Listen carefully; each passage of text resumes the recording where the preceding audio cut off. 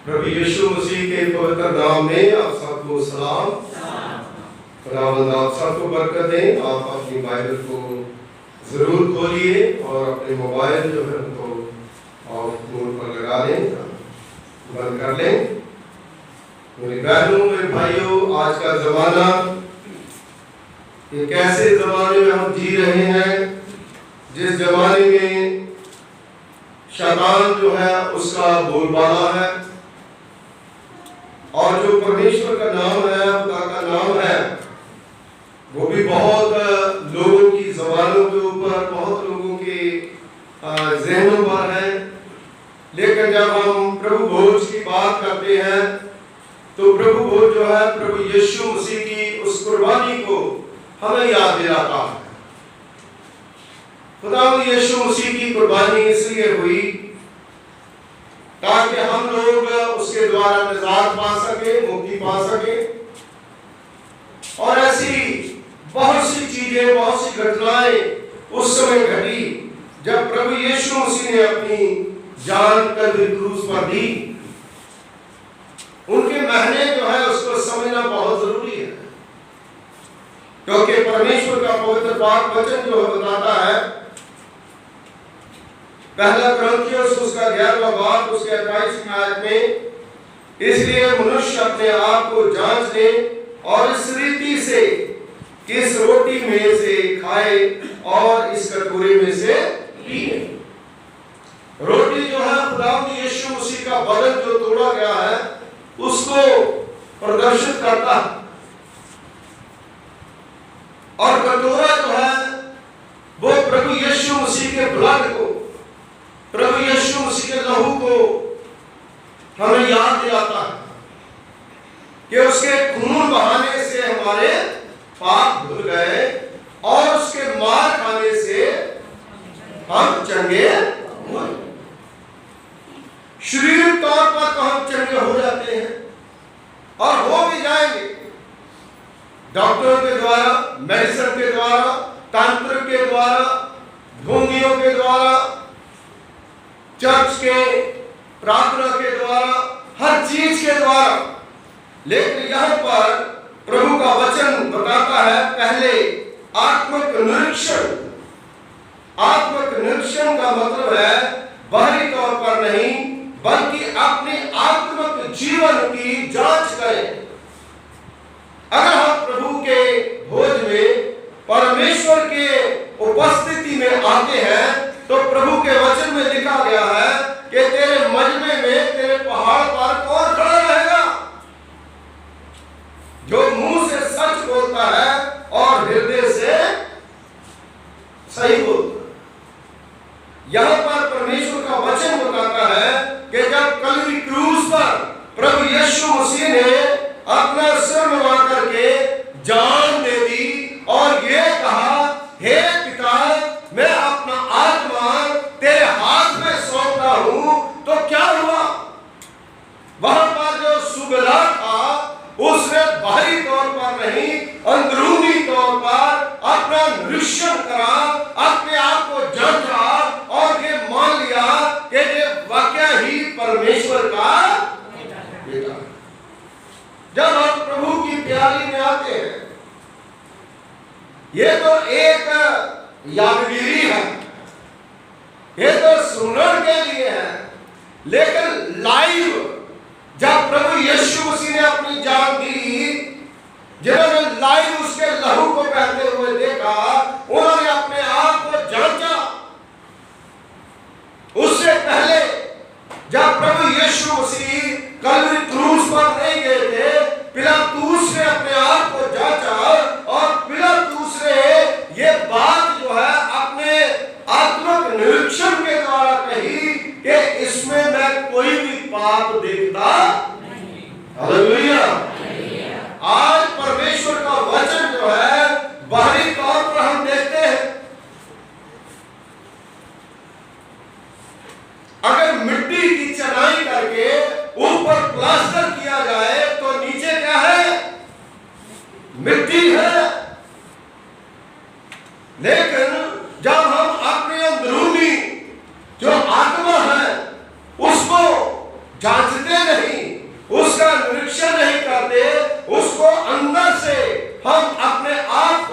परमेश्वर को जगह नहीं देते। कल हम एक गाड़ी में गाना सुनते आ रहे थे, उसके पूरे वर्ड तो मुझे याद नहीं है। दिल की तिजोरी में, यीशु मसीह तेरे वचनों को मैं दिल की तिजोरी में बंद कर। हम कैसे खुदा यीशु मसीह को अपने दिल की तिजोरी में उस खजाने को हम बंद कर सकते हैं, जिसके द्वारा हम अपनी आत्मा के द्वारा परमेश्वर से बरकत पा सकते हैं। मेरे दिलों, खुदा जो है, परमेश्वर जो है, वो कहता है संत पौलुस रसूल के द्वारा कुरिन्थियों की कलीसिया को, इसलिए मनुष्य अपने आप को जांच ले और इस रीति से रोटी और मैल को खाए पिए। ऐसा प्रतीक होता है कि कुरिन्थियों की कलीसिया जो है, वो जो एक पास संत पौलुस रसूल उनको लिख रहा है, वो उसे पता चला है कि ये लोग अंदर से आत्मिक निरीक्षण नहीं कर रहे, ये बाहरी तौर पर अपने आप को करते हैं। मैं सुबह दाऊद नबी अय्यूब नबी का जो वचन है उसको मैंने खोला तो मैं उसमें पढ़ रहा था। जब वो बड़ा परेशान हो गया था, बड़ी तकलीफ में था, उसका शरीर जो है टूट चुका था, उसकी प्रॉपर्टी खत्म हो चुकी थी, उसके बच्चों की डेथ हो चुकी थी और दुनिया में उसे अंधेरा ही अंधेरा दिखाई देता था। और जो बंदा जब कितना भी वो धर्मी था, लेकिन वो चिढ़ गया और बड़ी उल्टी सीधी बातें जो है वो बोलने लगा। लेकिन खुदा जानता था कि ये बंदा जो है आत्मिक तौर पर सही। और उसके बाद जब उसके दोस्त आकर के उसको पूछते हैं कि अय्यूब तुम क्या उल्टी सीधी बातें करते हो, तो अय्यूब नबी जो है, अगर घर जाकर के आप पढ़ोगे तो उसने लिखा है, अय्यूब नबी ने कहा, ए परमेश्वर अपने दोस्तों को बुला रहा कि तुम मुझे ऐसे बोलते, खुदा मुझे क्या करे, मेरे जो काम है मेरी आत्मा को तौल ले, तौल करके देखे खुदा मेरा कितना वजन है। क्यों कहता था वो? क्योंकि अंदर से वो परमेश्वर की पाक मर्जी को पूरी तरह से वो क्या करना था, पूरा करना था। उसने अपने आप को जांच के बोला, मुझे तौल कर देखे, हर चीज मेरी तौल कर देखे। इसलिए मेरी बहनों, मेरे भाइयों, जब हम प्रभु की प्याली में भोज में शामिल होते हैं तो हम अपने आप को जांचना शुरू करें। आत्मिक तौर पर जांचें, बाहरी तौर पर नहीं। बाहरी तौर पर हो सकता है जो खुदा में नहीं है वो आपसे अच्छे काम करते हो।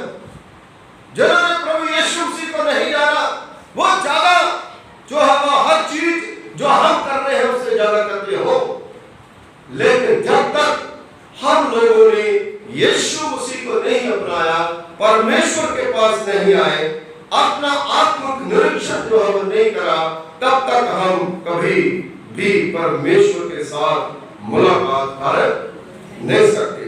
दूसरा ग्रंथियों उसका 13वां बाब उसकी 5वें आयत में लिखा है, अपने आप को परखो, अपने आप को परखो।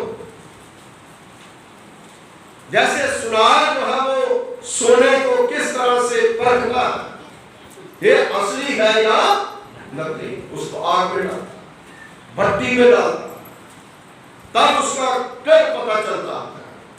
हम वचन में लिखा है कि संत पौलुस रसूल पहला पत्र लिखता है, वो कहता है अपने आप को जांचो, फिर वो कहता है जांच करके दूसरा पत्र लिखता है, फिर अपने आप को परखो। फिर पहले आप लोहा थे और पहले आप पत्थर थे, लेकिन जब आपने आग का निरीक्षण आपने करा तो अब आप सोना बन चुके हो। हालेलुया, आप सोना बन चुके हो। वो सोना जो सुनार को उसकी परख है, वो सुनार हमारा, वो बनाने वाला हमारा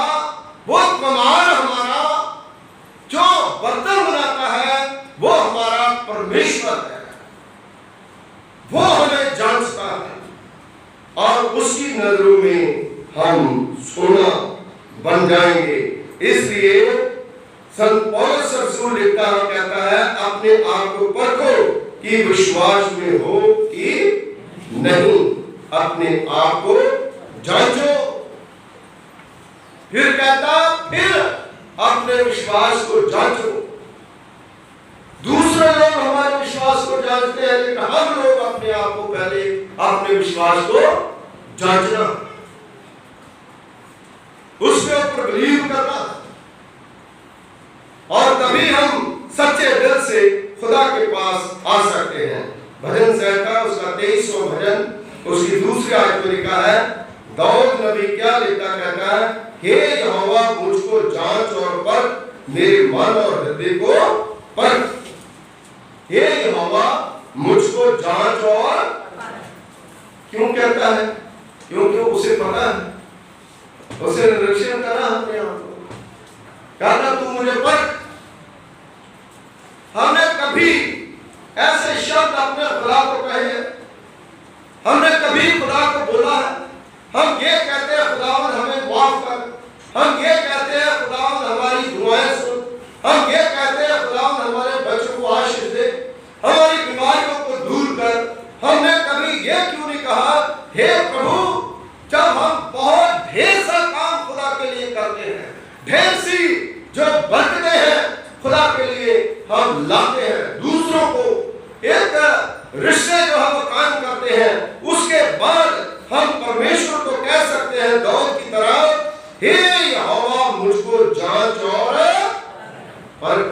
जैसे अय्यूब नबी कहता है, प्रभु मेरे कामों को तू तौल पे देख। जब वो तौलता है, जब वो परखता है, तब जो है पता चलता है हम क्या हैं। मेरी बहनों मेरे भाइयों, वचन में लिखा है, मेरे मन और हृदय को परख, मेरा मन और मेरे हृदय को परख।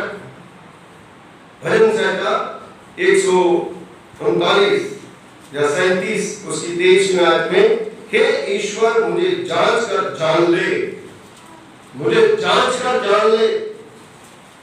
क्योंकि लोग जो है वो दाऊद नबी को बहुत बुरी बुरी बातें करते हैं, वो चारों तरफ घिरा हुआ था। आप ज़बूरों को पढ़ोगे तो दाऊद नबी जो है वो थक चुका था, अक चुका था, लेकिन उसके बाद वो अपने खुदा को, अपने ईश्वर को कहता है, हे ईश्वर मुझे जांच कर जान ले, मुझे परख कर मेरी चिंताओं को जान ले, कि मेरी चिंता क्या है उसको क्या कर जान ले। मेरी बहनों मेरे भाइयों, क्या हमारे अंदर ऐसा हृदय, हमारे अंदर ऐसा दिल है ना? हम भी कई बार आकर के खुदा के सामने गिड़गिड़ाते हैं, हे प्रभु तू हमें जांच और परख, क्योंकि तेरे से बड़ा कोई खुदा नहीं है। इसलिए आज जरूरी है हम पहले अपने आप को जांचें, उसके बाद अपने आत्म निरीक्षण करें और उसके बाद खुदा को कहें, हे प्रभु तू मुझे जांच। आज हम क्या देखना चाहते हैं? एडवर्टाइज देखना चाहते हैं, जिसकी बड़ी वाह हो उसको देखना चाहते हैं, लेकिन जो सच्चाई का वचन है, जो हमारे अंदर काम करता है, जो अंदर की गंदगी को बाहर निकालता है, उसके बारे में हम क्यों नहीं सोचते? क्या खुदा सबको स्वर्ग में लेकर के जाएगा? उन लोगों को लेकर के जाएगा जो आत्मिक निरीक्षण करते हैं, जो अपने आप को परमेश्वर के सामने रखते हैं।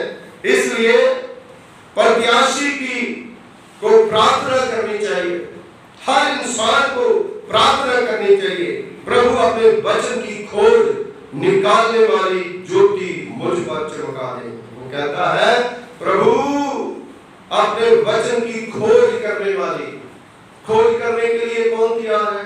आधे घंटे का प्रचार, 15 मिनट का प्रचार, 20 मिनट का प्रचार, आज किसी के माई के लाल के अंदर ताकत नहीं है विश्वास में कि वो सुन सके।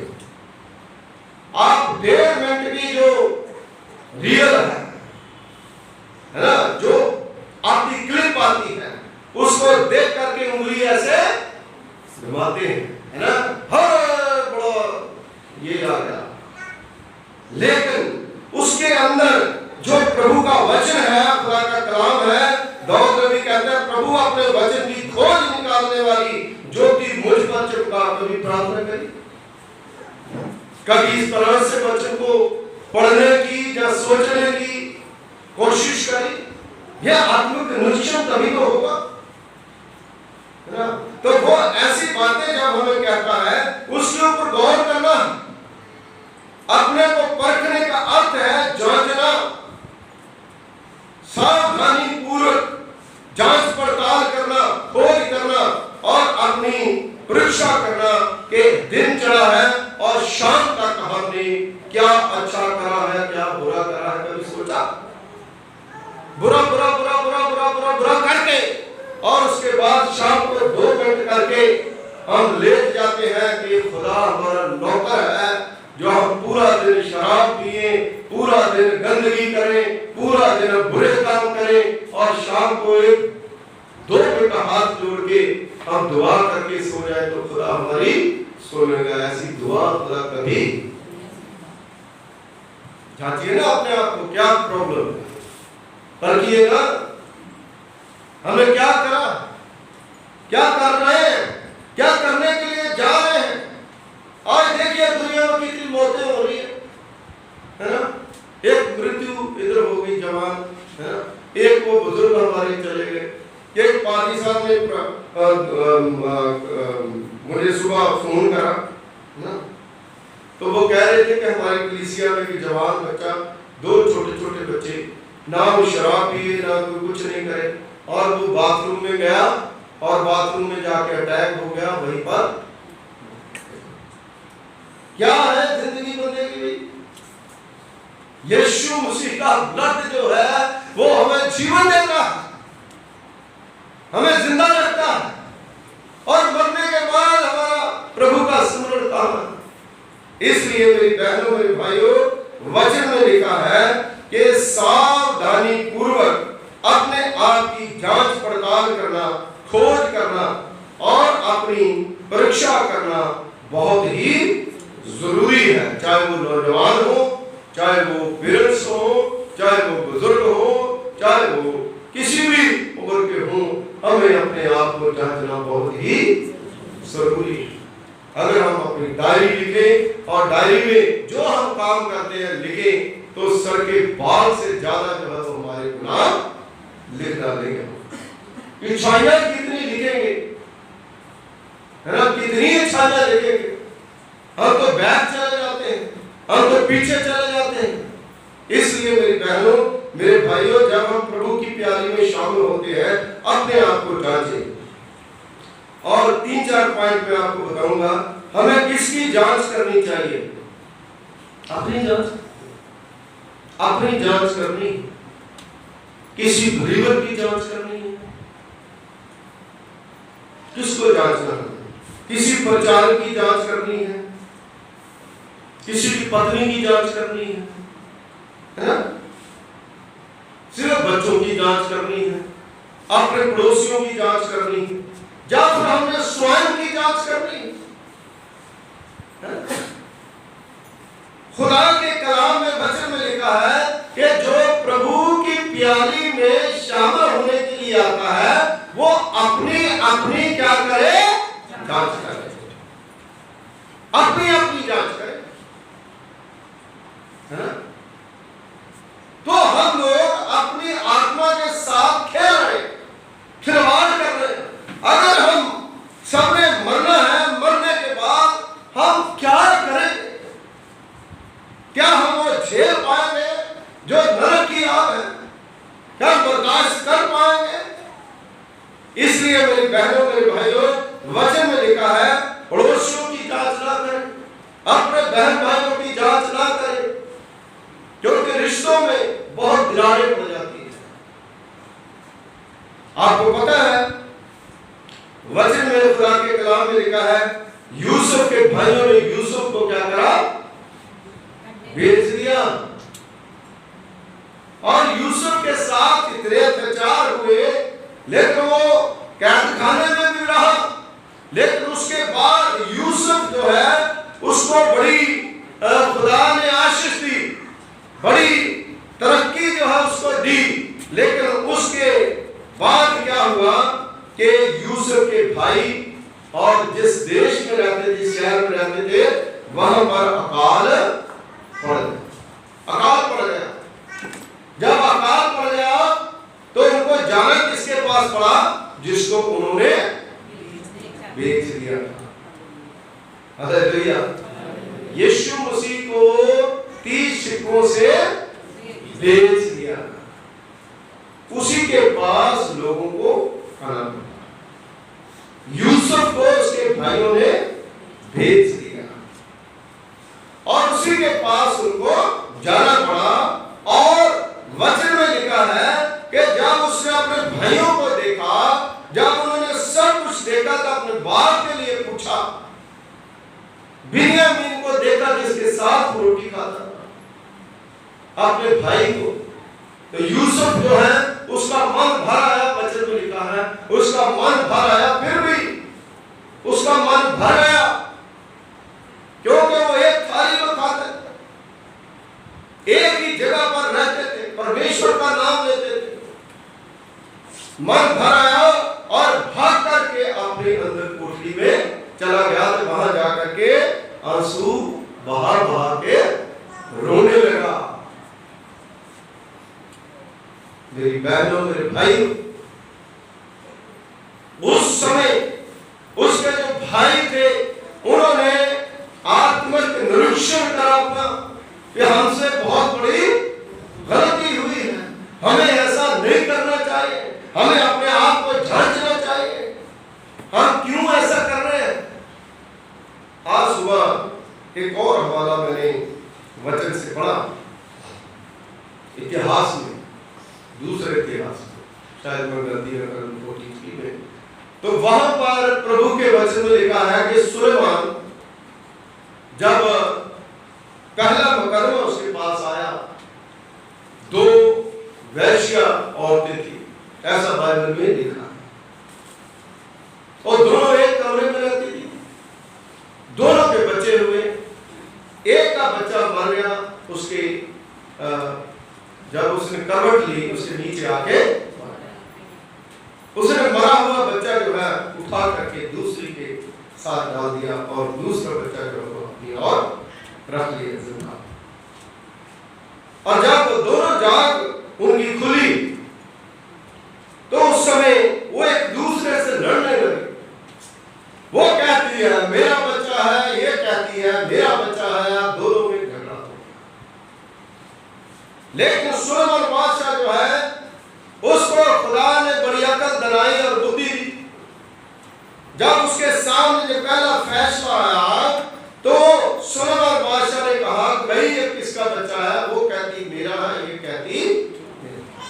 सुलेमान ने कहा एक तलवार लाओ, उस बच्चे को काट करके इसके 2 टुकड़े कर लो और एक टुकड़ा जो है उसको दे दो और दूसरा टुकड़ा जो है वो उसको दे दो। लेकिन जिसका बच्चा था उसका मन भरा ब्लड था ना, तो जब उसका मन भराया तो उस समय वो कहने लगी जिसका बच्चा था कि भाई बादशाह जी इसको काटूंगा, ये बच्चा उसी को दे दो। देखो कई बार माँ बाप की ये मजबूरी हो जाती है ना बच्चों के लिए। इसका मतलब है कि जैसे माता अपने बच्चों को प्यार करती है वैसे ही हमारा खुदा, हमारा परमेश्वर जो है वो मोहब्बत करता है, जिसकी आज हमें कदर नहीं है। लेकिन जब हम घुटनों पर गिरते हैं, जब हमारी बुरी दुर्दशा हो जाती है, उस समय हमें पता चलता है कि माँ बाप की और हमारे खुदा की क्या, क्योंकि समय जो है वो निकल जाता है फिर वापस। बाइबल में वो दर्ज हो गया, वो बाइबल में लिखा गया। सुलेमान का पहला फैसला, वो भावुक हो गई, इमोशनल हो गई, क्योंकि सुलेमान बादशाह ने उनका आत्मिक निरीक्षण करने के लिए, अंदर की बात को बाहर निकालने के लिए क्या करा? उस कुर्बानी देने के लिए कहा।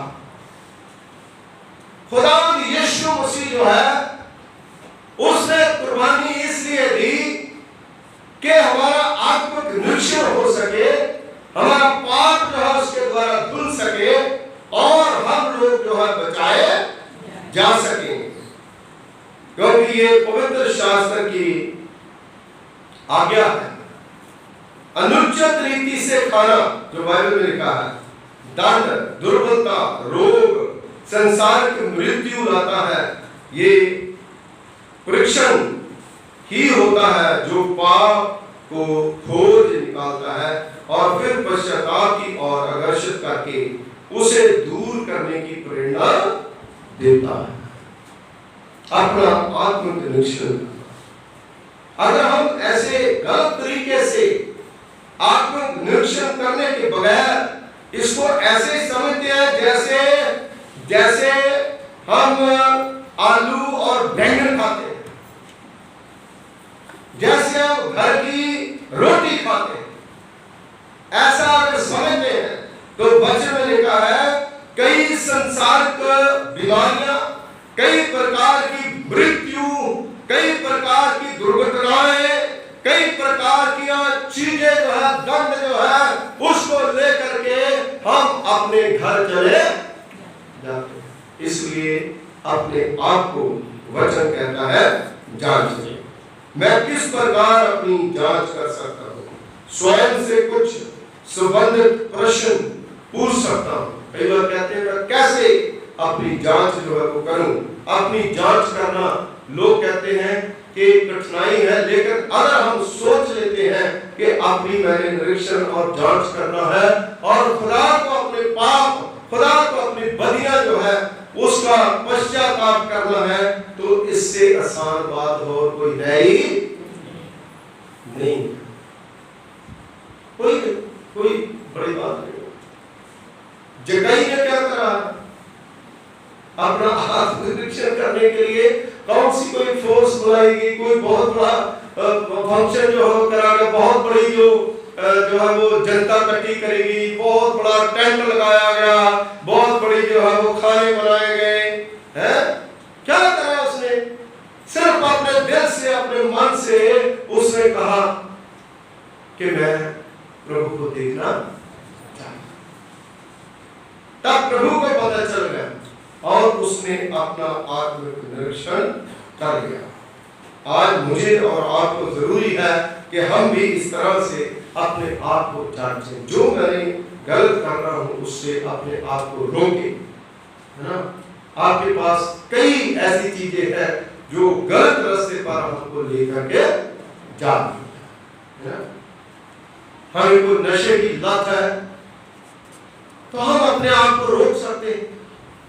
जब हम कई प्रकार का जो विचार जो है वो हमारी जिंदगी में, उसको हम रोक सकते हैं। कई प्रकार की जो ऐसी लालच रूह है उसको हम रोक सकते हैं। कई प्रकार की जो ऐसी चीजें हैं जो हम जानते हैं दूसरा कोई नहीं जानता, उसको हम रोक सकते हैं।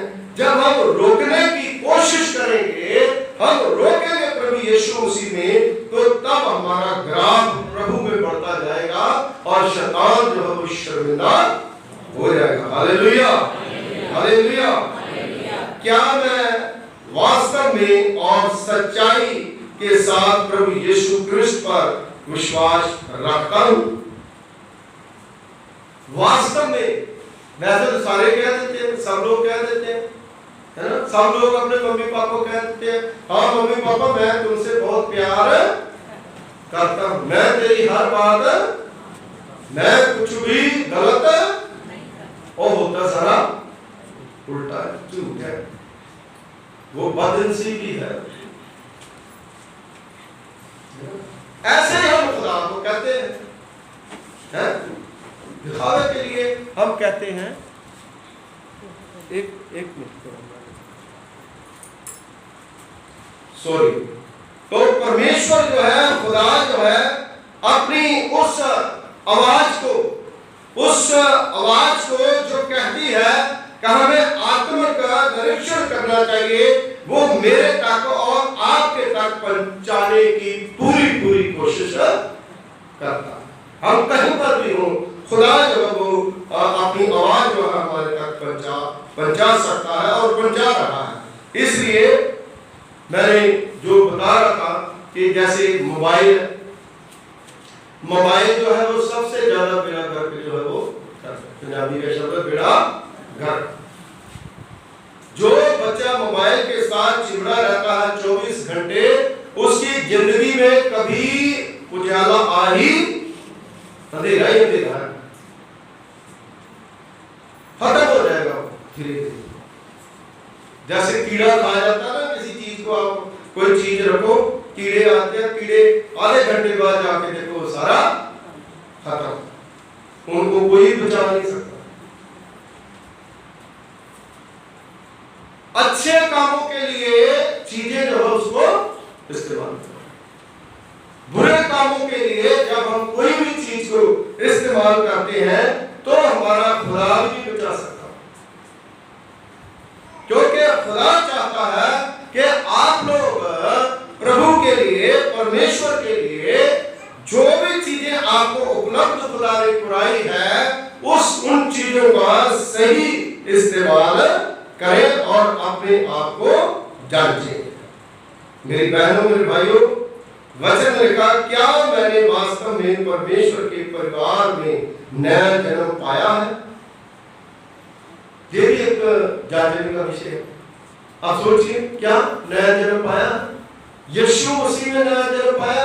अगर यीशु मसीह में नया जन्म पाया है तो आप उठते बैठते चलते फिरते प्रभु यीशु मसीह का नाम लोगे, कहीं पर भी जाओगे प्रभु यीशु मसीह का नाम लोगे, फंस जाओगे प्रभु का नाम लोगे, निकल जाओगे प्रभु का नाम लोगे, चलोगे प्रभु का नाम लोगे, कहीं पर भी जाओगे प्रभु का नाम लोगे, फोन पर बात करोगे प्रभु का नाम लोगे। इसलिए ये अपने आप को जांचने का विषय है, जो यूहन्ना की इंजील उसका 3रा बाब उसकी 3री आयत से लेकर के 7वीं आयत तक घर जाकर के पढ़ सकते हो। क्या मेरे जीवन में ऐसा कोई पाप है जिसका मैंने अंगीकार नहीं किया? ये भी जांचने के विषय है ना। 36 पाप हम छोड़ देते हैं, लेकिन ऐसा पाप जो हमें बिल्कुल 36 से एक भारी, और वो पाप जो है उसको हम छोड़ते नहीं, और वही पाप जो हमें नरक में लेकर के जाएगा। हर इंसान जो है उसकी जिंदगी में कोई ना कोई ऐसी सिचुएशन आती है जिसमें वो फंस जाता है, लेकिन ऐसा तो नहीं है कि वो फंसा ही रहेगा, है ना। टाइम रहते हम उससे भागे, उससे निकल सकते हैं। इसलिए निरंतर प्रभु यीशु मसीह की हमें गवाही देते रहना। क्या मैं हृदय से अपने पापों के लिए पश्चाताप करता हूं? कभी आप जब चर्च में आते हैं प्रार्थना करने के लिए, कभी अपने हृदय से पूरी तरह से पश्चाताप करके आए, प्रभु मैं तेरे घर में जा रहा हूं, मेरे से कोई बुराई ना हो, मैं प्रभु बोझ लेना है ना, मुझे कोई ऐसी समस्या ना आए। नहीं तो कई लोगों को तो इधर ही आके पता चलता है, हाँ आज प्रभु बोझ भी है, आज प्रभु पाली साहब आज ही था, कहा भी है, वेलकम है, इधर ही जाते ना। इसलिए हम लोग कई बार सारी बातों को याद रखेंगे, लेकिन खुदा की जो आज्ञा है, खुदा की जो बात है, उसको हम भूल जाते हैं, जिससे समस्या आती है। अंगीकार करना, पश्चाताप एक मजाक का विषय नहीं। आज तो लोगों ने मजाक उड़ा लिया, मजाक को उड़ाते हैं लोग, है ना। कितना मजाक को उड़ाएंगे हमारा, हम कितने मतलब के मजाक में अपने आप को जो है वो रखेंगे सही करेंगे, आपका कोई मजाक नहीं उड़ाएगा। अगर हम हरकतें ऐसी करेंगे तो हमारा लोग मजाक उड़ाएंगे। क्या मैं अपने परमेश्वर से अपने सारे मन और अपने सारे धन और अपने सारे प्राण से, अपनी सारी शक्ति से, अपनी सारी बुद्धि से प्रेम रखता हूं? अपने सारे मन, अपने सारे धन, अपनी सारी शक्ति, अपने सारे प्राण, अपनी सारी बुद्धि से अपने खुदा से प्रेम रखता हूं। लूका की इंजील उसके 10वें बाब में आप पढ़ सकते हो।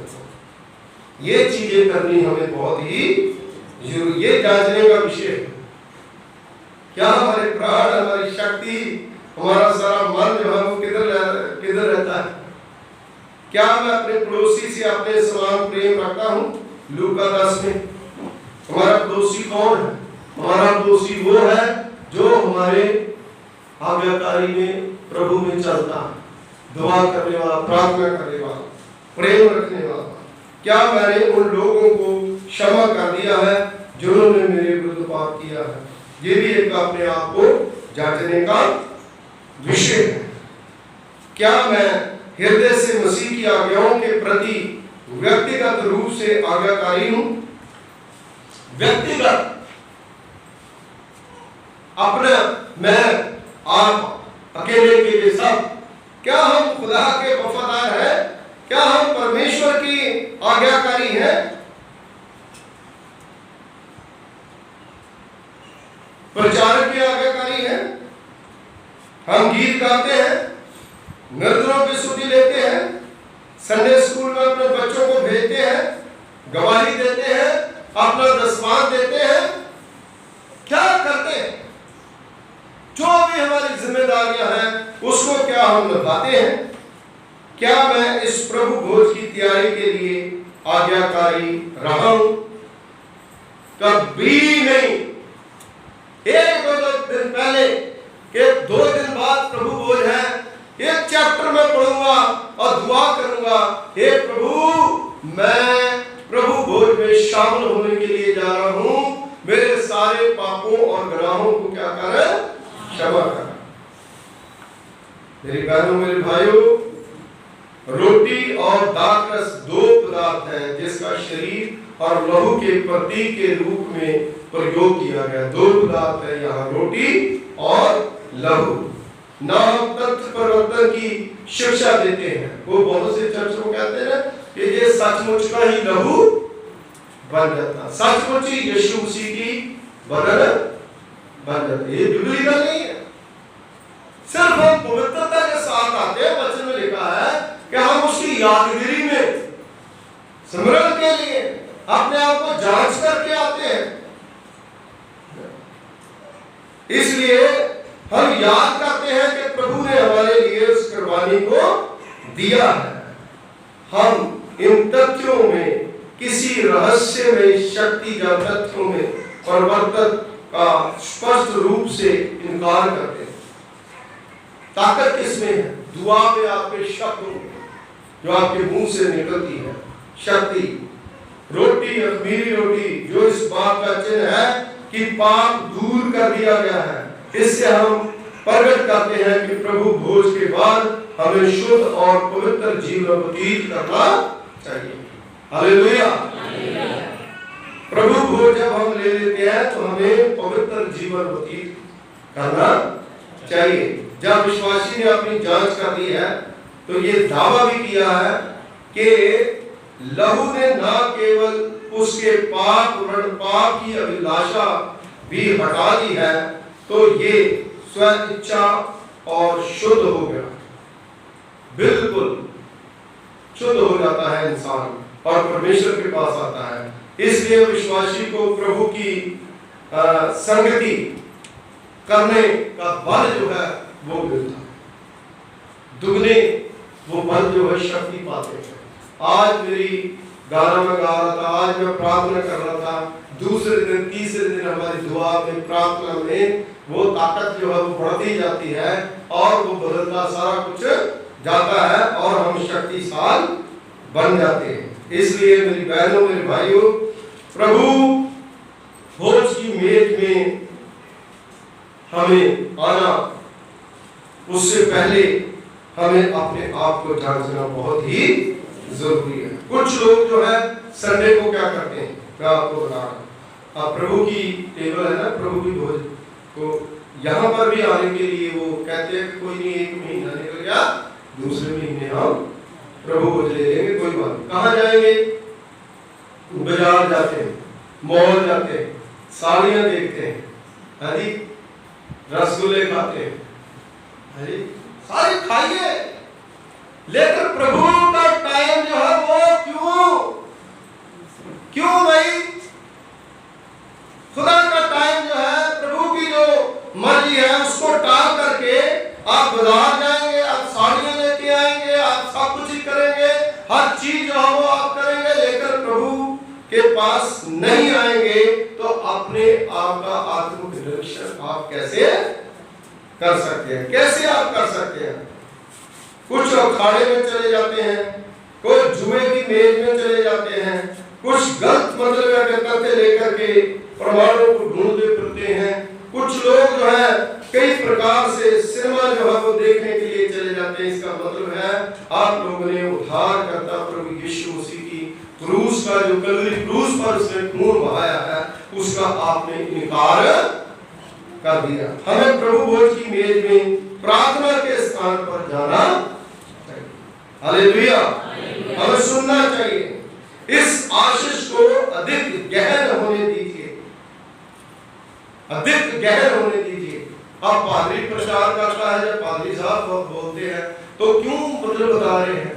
क्योंकि अगर मैं आपको ये बातें नहीं बताऊंगा आप इजीली आओगे, आकर के प्रभु भोज ले लोगे, लेकिन जो इसकी गंभीरता है, जो इसकी सच्चाई है, जो गहन अध्ययन आपने करा है, इसको सुनकर के आप आओगे, आप घुटने टेकोगे, उसमें फर्क होगा,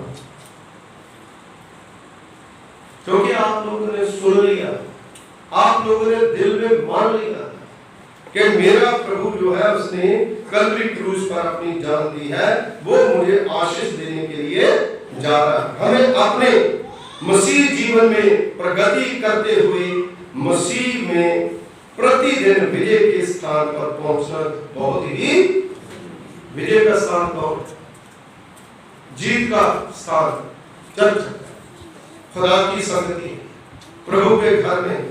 जब हम प्रभु के घर में आएंगे खुदावंद हमारी सारी समस्याओं को क्या करेगा? दूर करेगा और अपनी आशीष देगा, हमें बल और शक्ति जो है बख्शेगा। यीशु ने शब्दों को आप याद रखिए, यीशु मसीह के शब्द क्या है? मेरे स्मरण के लिए यही क्या किया कर, रोटी और मैं खाया करूं। जब हम इसमें स्मृत होते हैं तो हमें उसके देह धारण, जन्म, बपतिस्मा, सेवकाई, रूपांतरण, शिक्षाएं, आश्चर्य कर्म, शिक्षाएं, कठिनाइयां, गैत्समनी, मुकदमे, उपहास, कोड़े, मृत्यु, पुनरुत्थान, स्वर्ग और द्वितीय आगमन पर विचार करना बहुत ही, इसका मतलब सिर्फ और सिर्फ प्रभु यीशु मसीह ने जो हमारे लिए क्या करा है उसी को आपने देखना है, और किसी को, अगर और किसी को आप देखेंगे तो आपका प्रभु भोज लेना फेल हो जाए। आपने सिर्फ दे देखना, उसने जन्म लिया मेरे लिए, उसने मार खाई मेरे लिए, उसकी परीक्षा हुई मेरे लिए, उसने खून बहाया मेरे लिए, उसने जान दी मेरे लिए, वो कब्र में गया मेरे लिए, जिंदा हुआ मेरे लिए, स्वर्गरोहण हुआ मेरे लिए, दोबारा आएगा, हालेलुया। आप देखिए, सिर्फ और सिर्फ यीशु मसीह को देखें। अगर खुदावंद यीशु मसीह को आप देखेंगे, दुनिया की सारी चीजें जो हो आपके पीछे पीछे, आपको भागने की जरूरत नहीं है। Hallelujah, hallelujah. इसलिए आइए हम प्रभु को देखते हुए, परमेश्वर को देखते हुए उस बल और शक्ति को प्राप्त करें और प्रार्थना करें। खुदावंद हमारे सर्वशक्तिमान पिता परमेश्वर, खुद आसमान और जमीन के खालिक, तेरा धन्यवाद करते हैं, तेरा शुक्रिया अदा करते हैं कि तूने अपनी बड़ी पाक मोहब्बत के द्वारा ये होने दिया। हम खुदावंद आपके पवित्र पाक कदमों में आ सके, शुक्रगुजारी के साथ खुदावंद आपकी महिमा कर सके, आपकी स्तुति कर सके। स्तुति महिमा की योग्य परमेश्वर है, दया करने वाले परमेश्वर को रहम करने वाले खुदा, अपना रहम अपना फजल अपनी दया करें। आज का वचन हर एक के परिवार के लिए, हर एक के जीवन के लिए आशीष का कारण है, यीशु के नाम से आमीन। Thank you.